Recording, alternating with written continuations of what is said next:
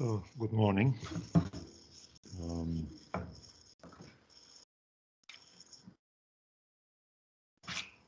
think we are on. This one.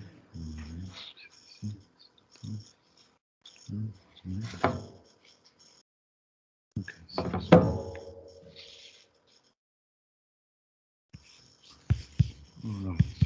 hopefully the online people are able to hear me. Let's make sure that's the case. No. Okay.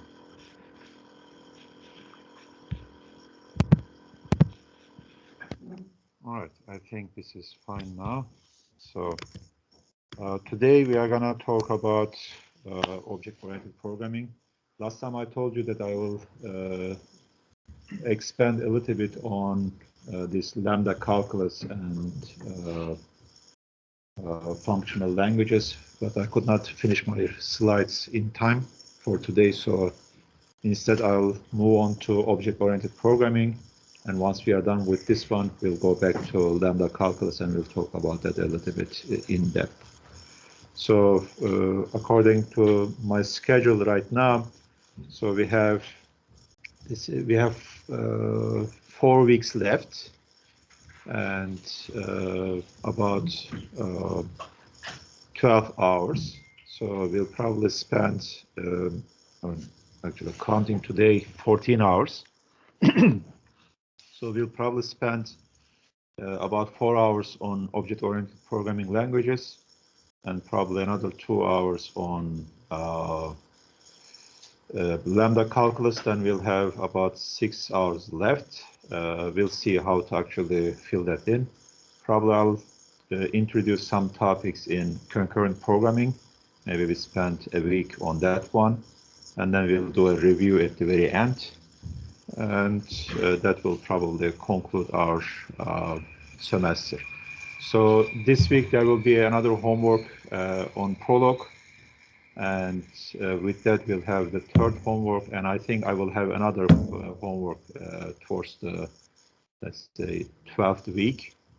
So we'll have 3 homeworks on using Lisp and stuff, and 1 homework on Prolog. So we'll complete 4 homeworks at the end of the semester.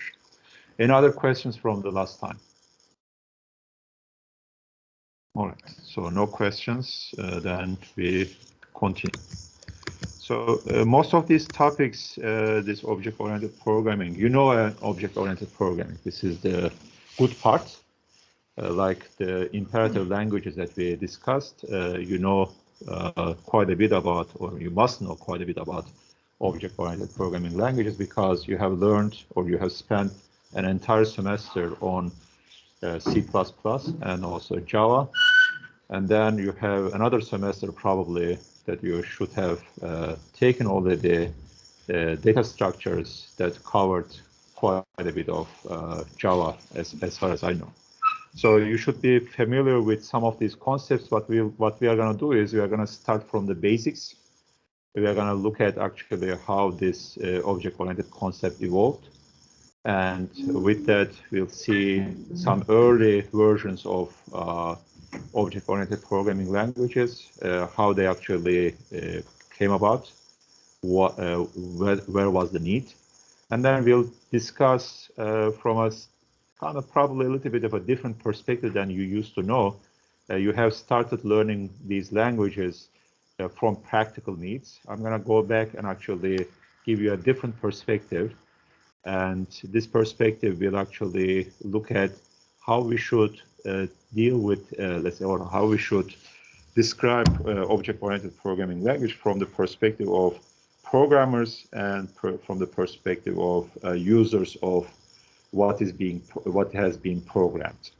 So this will give you just a little bit of a different perspective, as I said, and in that we'll see these dynamic object allocations quite a bit.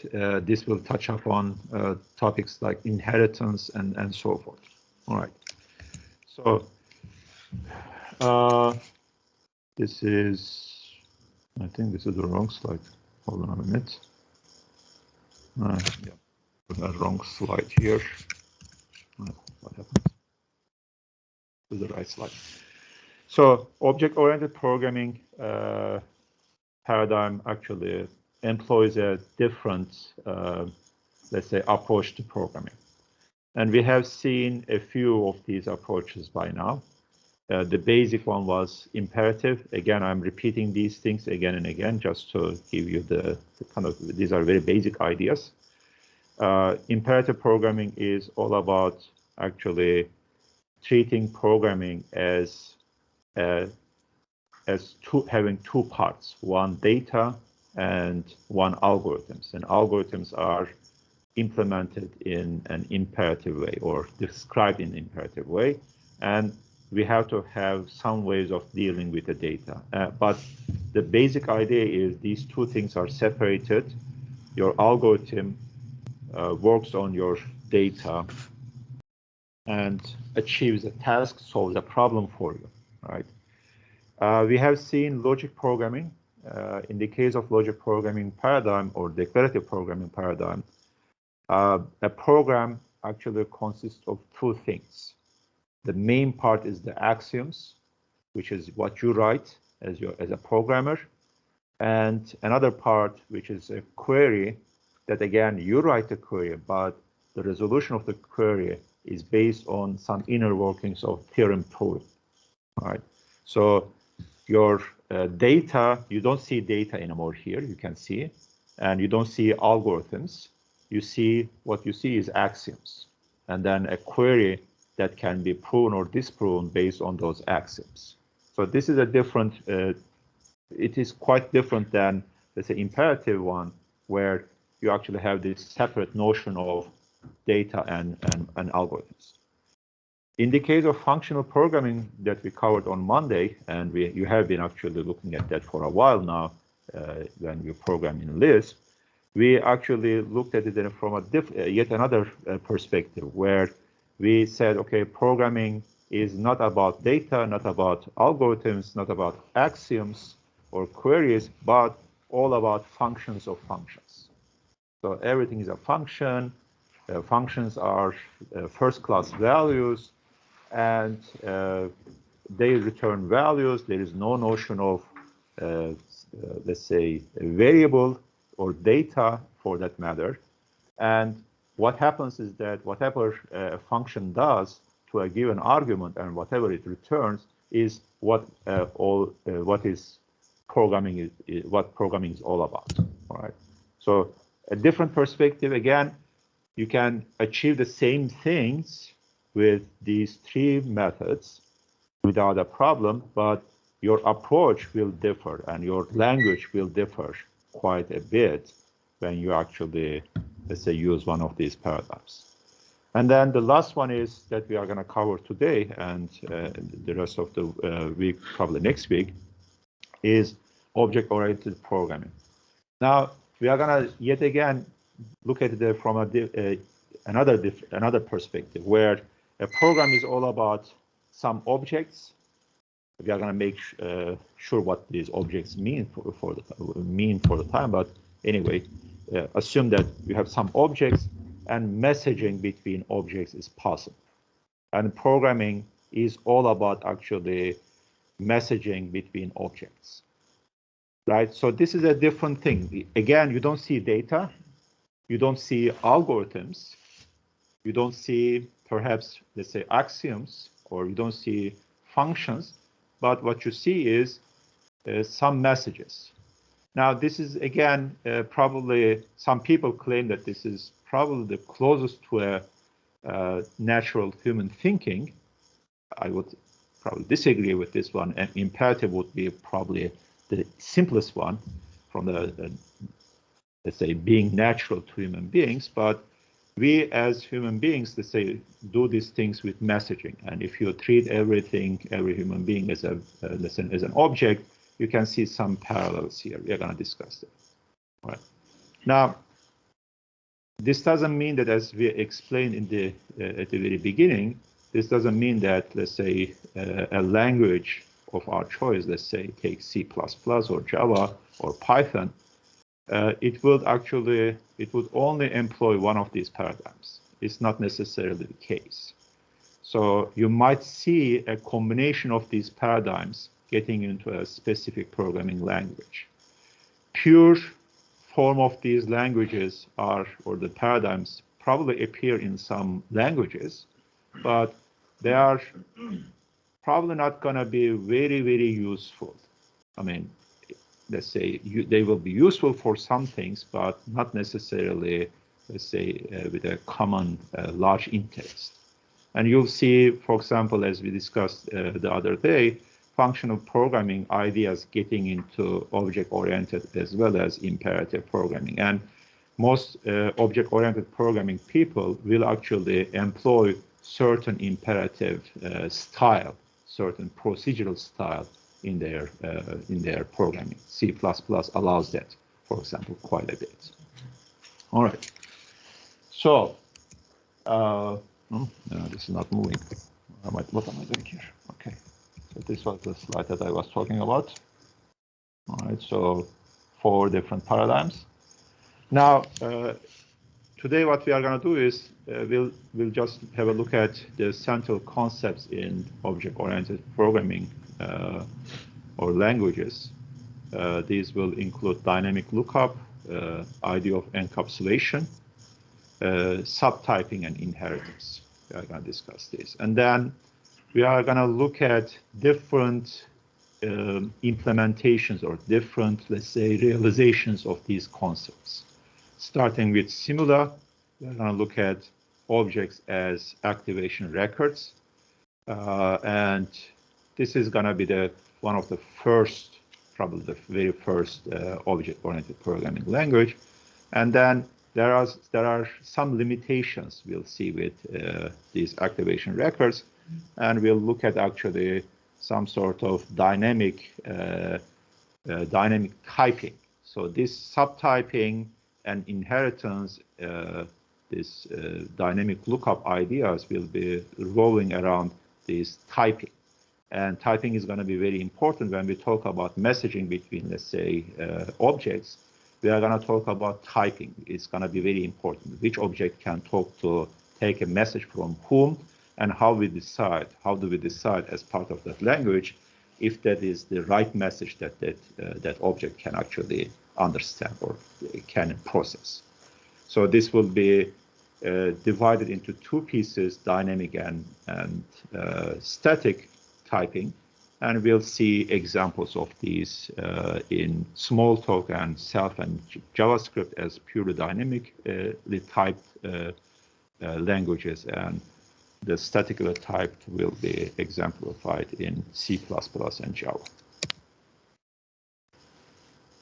So these are basic concepts around object-oriented programming. So the primary object-oriented language concepts are some sort of dynamic lookup, meaning when I actually send a message to an object, how do I know that message actually belongs to that object? Which can it actually process that? And how do I know how it is going to process that message? Encapsulation is going to be an idea that we have been discussing encapsulation from time to time. We'll come back to that one. Inheritance is another idea, which is going to be, again, with the perspective of actually mainly from implementation perspective, but also having impact to typing or subtyping.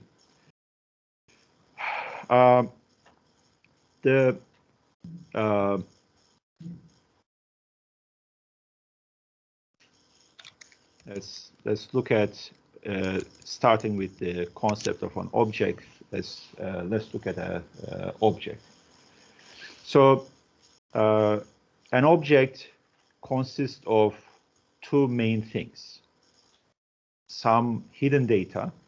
Now, when we talk about data here, we are starting to get into this idea that, if you recall in the first slide, that we were discussing, we said imperative programming has this data and algorithms. Now you see that this is coming into play here again. What we are doing is we are saying, okay, this data and perhaps the operations on this data is actually encapsulated and put into an object. So we still need to have this concept of data and operation on that data. Or you can also think of this part as functional as well. So you don't have, let's say, any data to process, but as functions. But in any case, these objects are now kind of hiding that data and public operations or operations on that data in a way. It's hiding. It's not making it, let's say, apparent to the language. So an object will usually have some sort of data in it, hidden data, not available, not as visible to outside. We don't know what outside means for the time being. So these are going to be instance variables or sometimes called fields. They will be data members, hidden functions, or hidden, let's say, operations on this data could be also part of this.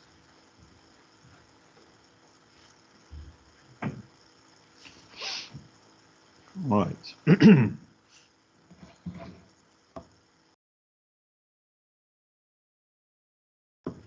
And public operations will be methods or member functions, they will be called, and can also have sometimes public variables. Now, we are, again,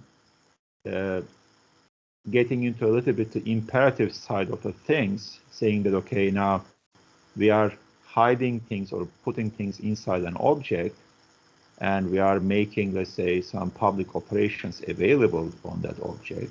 But we can also, let's say, have data or variable accessible from outside as well. So this is where that boundary is kind of a little bit blurry at this moment. We are going to come back to that from time to time.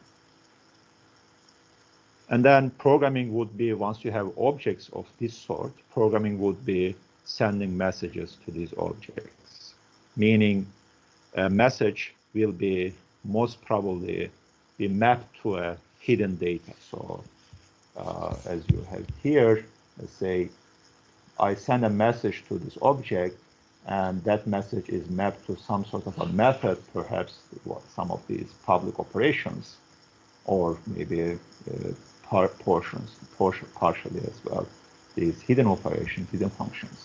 But this is going to be the programming that we'll have. So once you have, let's say, these objects available to you, then programming is going to be all about sending messages to these objects. Now, of course, there are going to be two parts. One part is how do we create these objects, or how do we, let's say, establish them? How do we program them?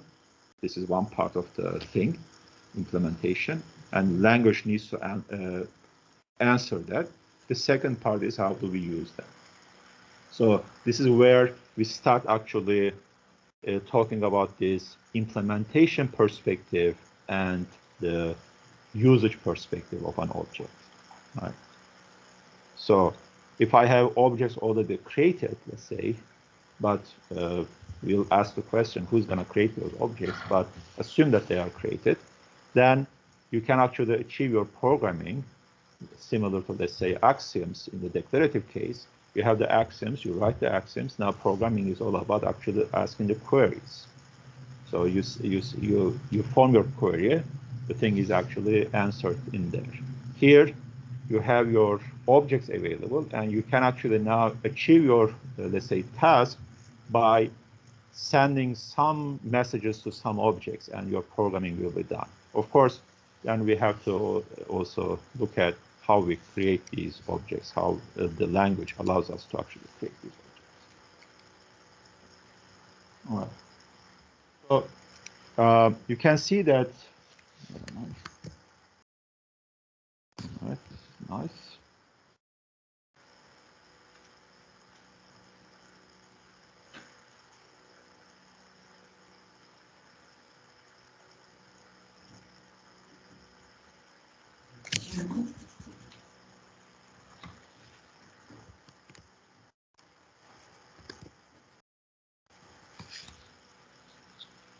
Okay, I can still see it, but I cannot move it. That's cool. All right.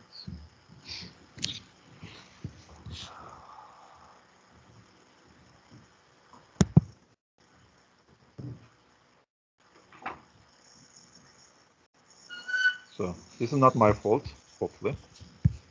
I can blame now Microsoft for this.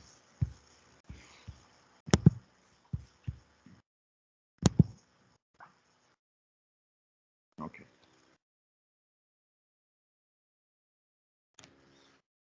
Now, what this does is actually, you can see it already from one perspective. It actually allows you to hide things, encapsulate and hide things. Encapsulation in this case, you actually put everything in one place in this object, right? So the basic idea would be from your perspective, when you look at this object, you have only the view that, let's say, the object can take a message and achieve something, right? So this is a perfect encapsulation construct. And you see that, okay, I don't see anything that object is doing. I don't care. What I care about is I just send him a message, send a message to it and say, okay, achieve that message, whatever that message is actually carrying, whatever that message is going to trigger in that object. So this is this is one advantage of, or what is interesting about an object like this, right? And you can use these things in many, let's say, applications like data structures, file systems, databases, and Windows and so forth. Okay.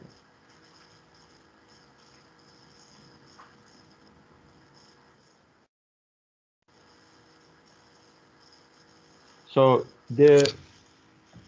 using this object now, you can actually program or offer a programming methodology by organizing your concepts into objects and classes that actually are used to create those objects. We are going to come back to the class definition in a few minutes. And then based on this, once I organize everything into these objects and classes, I can actually build, hopefully, extendable systems. This is the basic programming methodology behind object orientation. And then, of course, once you actually have done this, you'll answer several questions, as I said before. You are going to say, okay, how do you resolve, let's say, a message? When I say, okay, I have an object and I send a message to it, what message is going to be actually, or how that object knows, how does that object know if that message is for that object? And if there are multiple possibilities, how is it going to actually resolve that? So this is the concept of dynamic lookup. Somehow I have to be able to actually understand what the message is for that object, or for which object. Of course, then basically, once you have this concept of objects, you can already see the encapsulation. So the implementation details and whatever actually you need to hold in that object is going to be hidden from the outside view. So this has advantages. We have been discussing that advantage from time to time, especially in the case of abstract data types. We discussed that, if you recall. And then also some sort of subtyping, typing relations to extend these concepts. So when you organize something into an object, the question is, how are these objects related to each other? Can I extend an object in a way that, let's say, it can be generalized or specialized so that, let's say, there are some sort of, let's say, typing relationship between them, meaning I can use one object instead of another or vice versa. So this is going to be subtyping, allowing some sort of extendability of your objects. Of course, this subtyping, again, is from the perspective of the user of that object, meaning programmer that actually sees the object. And if I somehow know the subtyping relationship between objects, I can actually organize them. Perhaps I can create new, let's say, objects to be used or used instead of something or as a replacement of something. And also I need to be able to, from the outside view, I need to actually see if an object can be a subtype or not of another object. And then finally, inheritance. So these are related. Subtyping and inheritance is going to be related, but from the perspective of, if you want to simplify things, you can think of inheritance as just a concept for reusing of implementation. Meaning, if I have two objects that are, let's say, somehow one is a specialization of the other, right? When you specialize something, when you extend something from another object, or when you specialize an object that is already existing, perhaps you have some data and you have some algorithms in that object that you can reuse without actually re-implementing those. You can actually just implement whatever the specialization need is, or generalization need, whatever, right? In that case, inheritance, this concept of inheritance we are going to see, will allow us to actually reuse implementation. But again, subtyping and inheritance will be related. One will be looking into how do we implement things, and the other one is related to how do we use things. So from the subtyping from the perspective of user of the, let's say, of the object, and inheritance is the creator of the object. How do we create that object so that I don't reuse code? Because, as I said, specialization, if I am specializing or generalizing a concept into another object, then I must have certain things that are already available that I can use from the existing object. Right. So these are the four main concepts: dynamic lookup, some sort of encapsulation, subtyping, allowing extensions of object, and inheritance, allowing the reuse of implementation. So basically, dynamic lookup is in an object-oriented programming. If I said programming happens, or as I can solve a problem by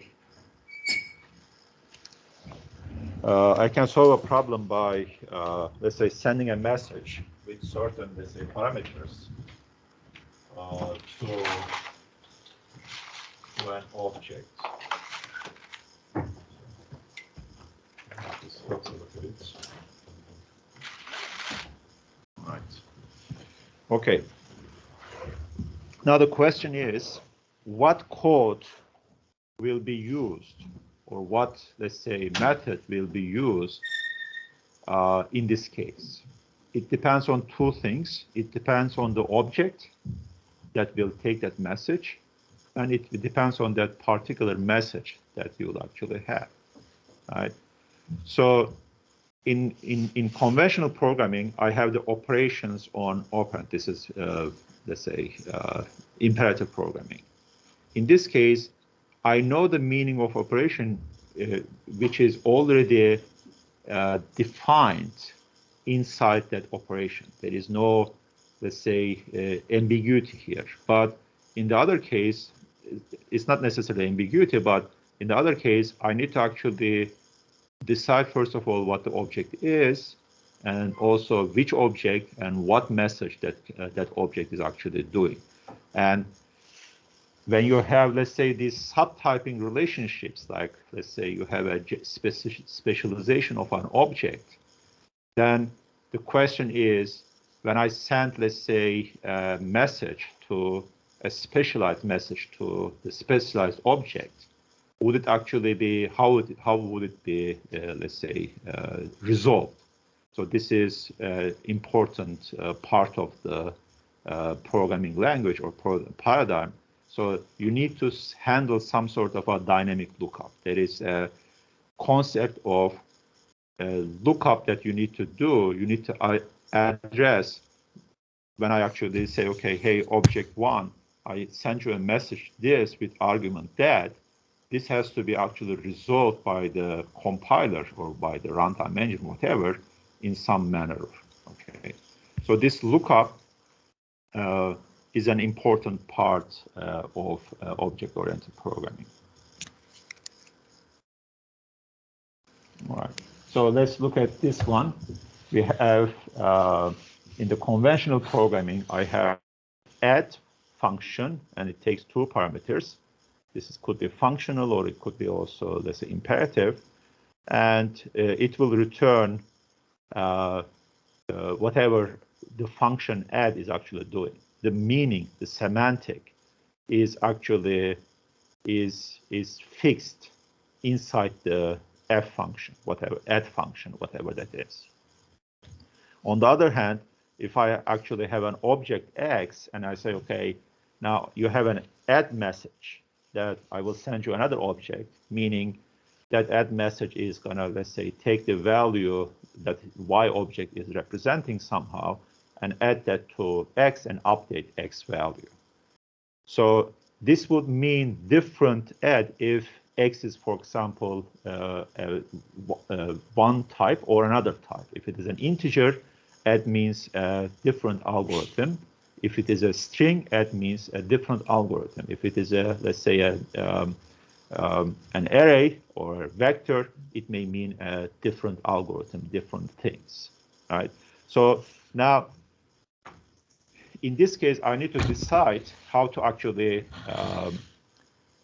my lookup, dynamic lookup, has to be able to actually resolve which add and which algorithm this is actually gonna run, right? So this has something to do with overloading, of course, but there is a distinction, and an important distinction between this. Overloading is resolved at compile time easily, can be easily resolved at compile time. You cannot expect the same thing with objects, because objects are not at compile time, let's say, constructs. They are at real time, at runtime. So you actually create objects at runtime, not at compile time. Therefore, if you have object created at runtime, then the question of which add is going to be actually, let's say, employed here, and what is the meaning of add can be only decided at compile time, right? No, sorry, at runtime. Now, this has to be done.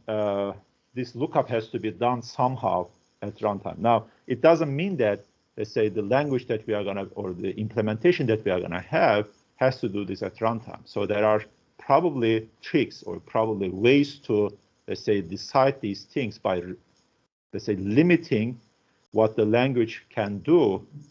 By limiting that, you can actually resolve these things at compile time, which will be the static lookup, versus at runtime, which will be dynamic lookup. But this is very important. The overloading can be resolved if I can overload function add at overload that, but I can actually resolve that without a need for a dynamic lookup. I can do that at compile time. I can match all the entries of, let's say, whatever x is, since I know the type of x. Where am I? Okay, I'm here. So I know the type of x and I know the type of y, and I can actually, at compile time, I can match these. This is overloading. But dynamic lookup will require the creation of this guy first, and then creation of course, y, and then this will only happen at runtime. So there has to be some mechanism for me to understand which add will be used. As I said, this is still possible to do at compile time. The lookup can be done at compile time, but it's a different concept. It's one of them is actually just function matching, and the other one is figuring out what object you have at your hand and what message that will be actually expected or accepted by that particular object. Yes. Dynamic lookup, overwriting and for overloading, something static lookup, because here this distinction overloading versus dynamic lookup. Is dynamic lookup here actually overwriting? No, it's not overwriting. It has nothing to do with overwriting. It is just deciding what function to be used when, or what this message means. So it's deciding what this message means. As I said, if we actually use this concept, I mean, the concept is, again, let's start with the concept. The concept is we are actually creating objects at runtime, right? And what we are trying to achieve here is that I'm sending this object a message, this add, and I'm saying, okay, take y and do something. All right. Now, in principle, this x could be an integer, could be, let's say, a concept, an object that is representing an integer, and it says, okay, when you try to add something to me as an integer, I will actually just take your value, integer value, and do an integer operation, integer adding operation. Okay, this is fine. This could be also a string, so it could be simply a string. In this case, string add means, let's say, append, let's say, just appending two strings together. Now, this decision of which add this is cannot be done, or let's say, it has to be resolved. And dynamic lookup says this is resolved at runtime, all right? On the other hand, in an imperative programming, so in the case of imperative programming, we have seen that this add is defined and can be resolved at runtime. At compile time by following up what this x and what this y is, the types of these things are.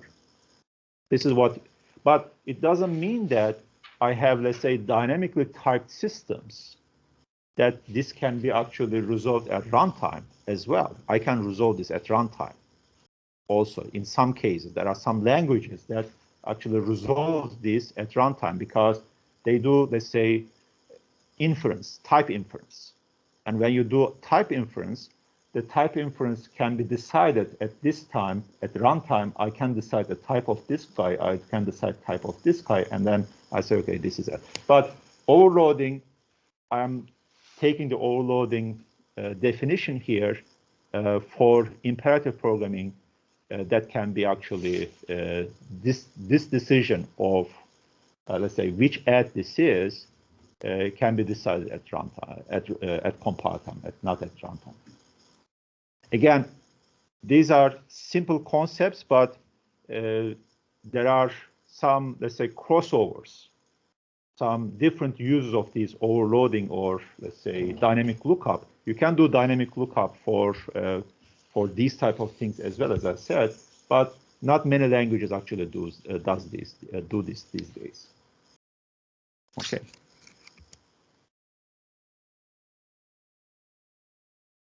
So this is what we mean by dynamic lookup. We need to understand, since an object is a runtime entity, the question of how do we actually map messages to that object to, let's say, methods, to functions, to meaning. Again, dynamic lookup in this case is actually saying that this must be decided at runtime, But you can constrain your language, like let's say we are going to see in C++ and Java. You can make these decisions, these let's say lookup decisions at runtime. You can actually build these lookups at runtime. No, sorry, at compile time. And that has some advantages, like we'll see, for example, some efficiency advantages, because deciding things at runtime will require extra processing. I have a message. A message is going to do something important for me, for an object, and before even doing that, I need to decide which message is actually going to be this, and I'm going to spend some time during the runtime to actually find that message. So C++ is going to say, for example, okay, I'm not going to do that.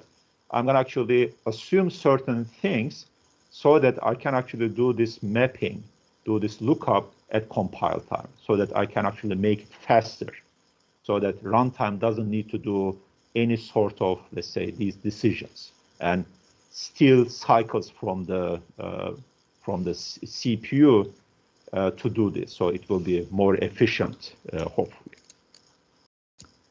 So when we come to the concept of encapsulation, so what we want to do is we want to actually separate two views of programming, right? So one view is builder of a concept. When we say concept here, we are talking about an object, right? So I want to actually be able to build an object so that I can I can do messaging with it to achieve something, achieve a concept, all right? So the builder of that concept or the object will have the detailed view. I am building something, let's say I don't know, let's say some geometry object, or some, let's say, object that, let's say, does something with my database, right? So from your perspective, as a user of that concept or user of that object, you should know only what messages it takes, and that's it. Also, of course, if I have a specialization or generalization of that concept, or some, let's say, derived concepts from that, you should also know how they are related to each other. This will be the subtyping that we are going to talk. But from your perspective as the user of this concept, you don't care how it is implemented, what data that I use, what type of, let's say, algorithms I use, right? So you only care about actually, if I say, okay, write to this database, are you going to write it? And when I say read from this database, am I going to be able to read it? So this concept of writing and reading from a database, or maybe a query also, that you would actually only care about how it looks to you.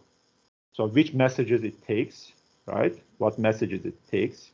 And also, how is it related to, if there are derived versions of that concept, how it is related to each other, how they are related to each other. Can I use one instead of the other as a type?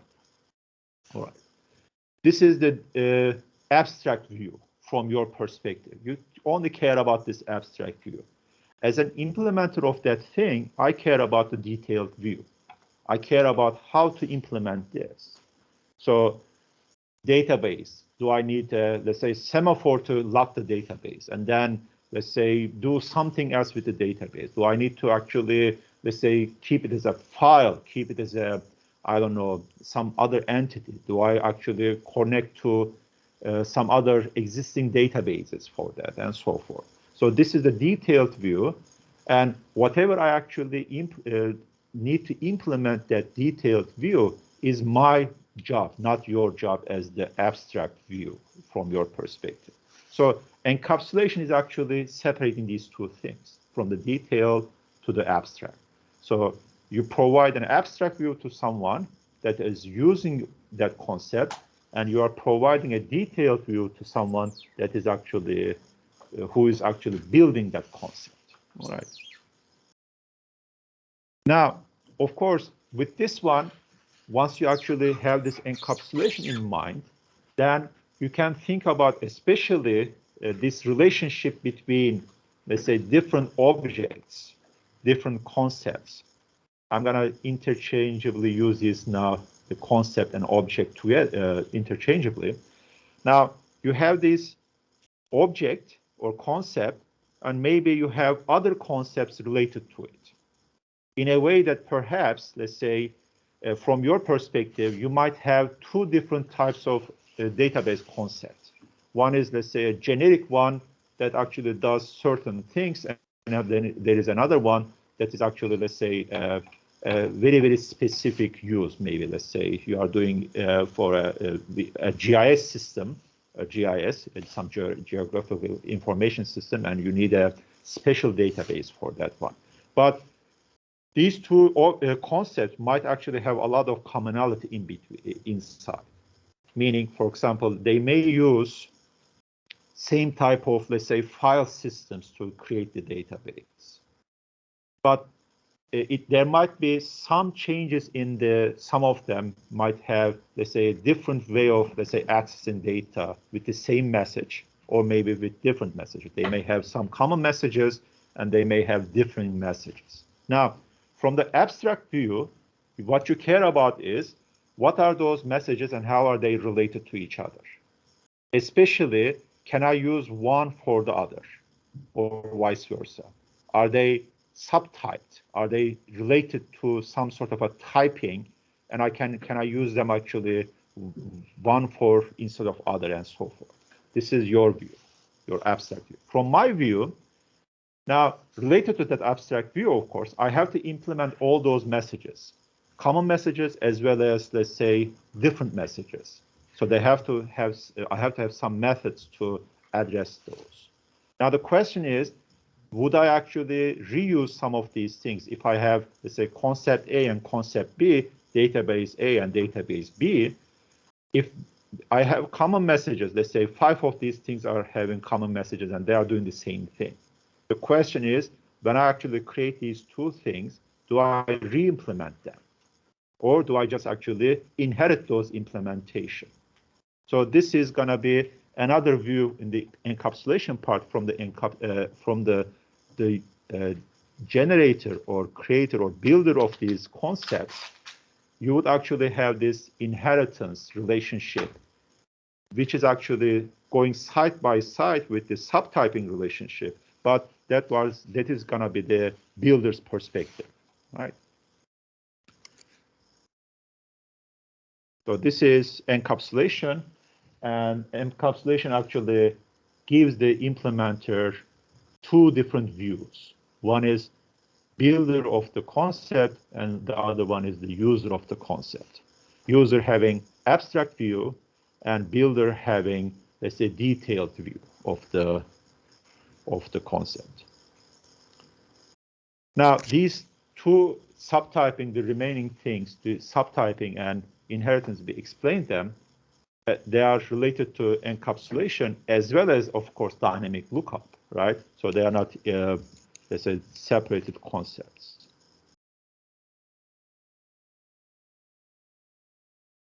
So with subtyping and inheritance, we can actually look at it from this perspective. Again, subtyping is the abstracted view of actually how concepts are related to each other. Inheritance is implementer view of how concepts are related to each other. So one is concerned with the implementation, therefore heavily interested in code reuse, if possible. The other one is actually just interested in the abstract view of these concepts, meaning how they are related to each other. Are they actually, let's say, can I use concept A instead of concept B as a messaging mechanism or as an object, or vice versa? So interface is going to be actually now used to define this. Interface is the external view of an object. Subtyping is going to be relation between these interfaces, the relationship between these interfaces. Implementation is going to be the internal representation of this concept of an object, and inheritance is going to be relation between these implementations. So a very simple thing, right? And you have done this, but sometimes what happens is that when we talk about, if I am the person that actually both the user and the implementer of that object or concept, then I have these two views, and I start thinking about inheritance and subtyping together. But you can easily separate this, and this is the idea. If your language actually allows you to do this separation, you are actually achieving this encapsulation idea quite well. Okay, let's take a 10-minute break and we'll continue.